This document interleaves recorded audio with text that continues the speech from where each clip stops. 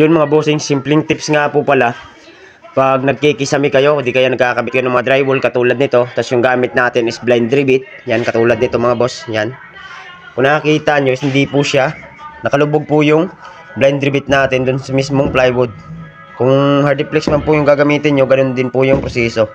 Yan mga boss, para pag oras po na nagpintura tayo, hindi na po tayo mahirapan pa na maghasa ng ulo ng blind rivet, gawa nga ng nakalubog na siya dun sa plywood natin mga boss. Yung isang diskarte natin mga boss para nakabound siya, o nakalubog yung blind rivet natin dun sa mismong plywood, o di kaya sa hardiplex, naglalagay tayo ng ulo ng mga blind rivet dito. Kaya 3 piraso yan, kung nakikita nyo mga boss.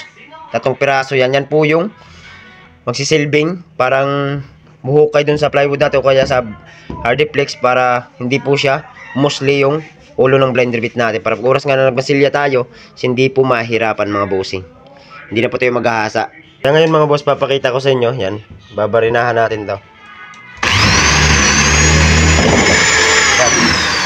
Yan mga boss, kailangan na po nating diinan para kasama po sa pagbaon yung 3 ulo ng blind rivet natin dito mga bossing, para hindi po siya nakalutang o nakausli yung ulo ng blind rivet natin.